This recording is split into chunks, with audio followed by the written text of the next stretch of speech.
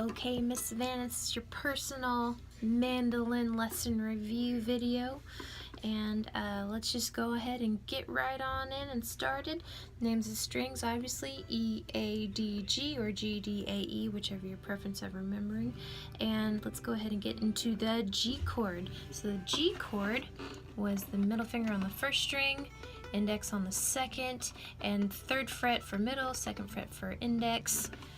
And just play all four. Very nice. And then you go to the C, just up one string each.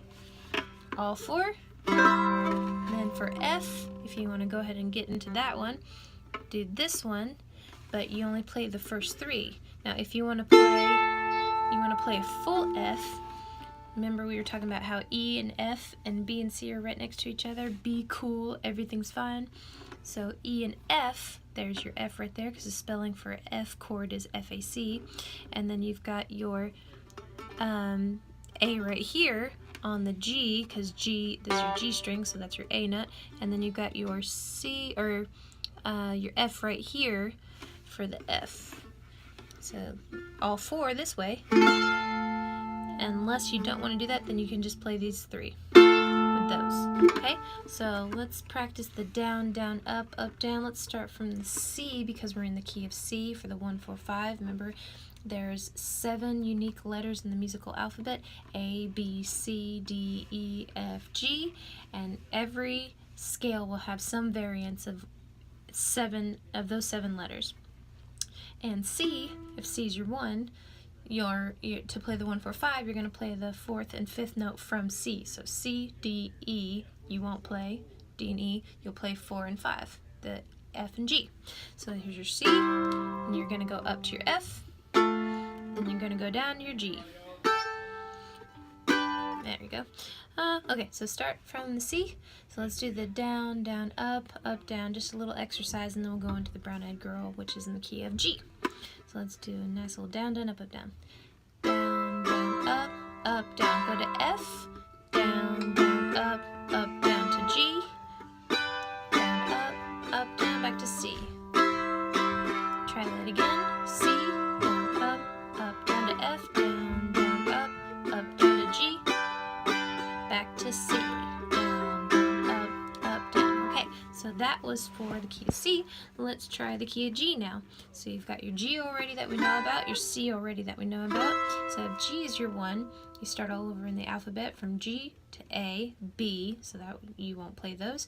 You'll play C and D. So 1, 4, 5.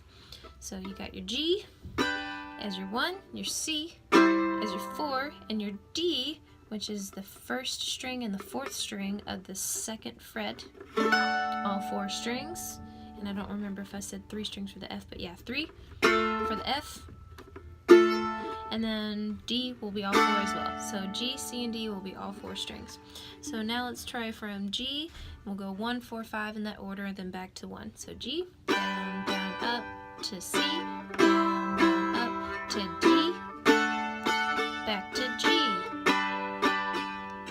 So remember, this is going to be nice and comfortable. Your elbow should be pretty much right along there that you're strumming. Along with there, I'm just resting it up here because I can.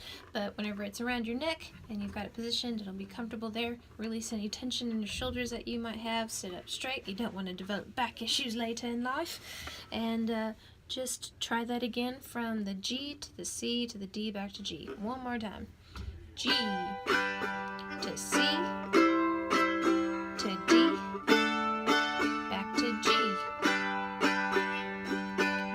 Brown-eyed girl written on there, which is G, C, G, D, so that'll give you a little challenge to differentiate the chords for you. So let's try that real quick. Down, down, up to C, down, down, up, back to G, down, down, up to D, back to G, down, down, up to C, down, down, up to G, to D. I did that twice, so you can try practicing that a couple times through just to get the hang of it. Okay, now for the whole, half thing. Whole steps are skipping a fret. So if this is open, then I'm going to hit this E string half step would be to this note right here, this F. Because E and F, B and C are right next to each other. So E and F are a half step apart.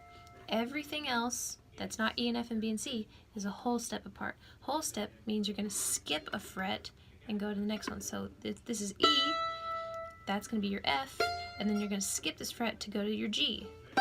So that's why that's there for the G chord. So there's your G, and then G, I'm going to start from here, whole step to A. A is going to be a whole step to B, and B is going to be a half step to C. So G, A, B, C, like that. So same with on this G, it'll come out the same way. G to A would be right here because it's a whole step.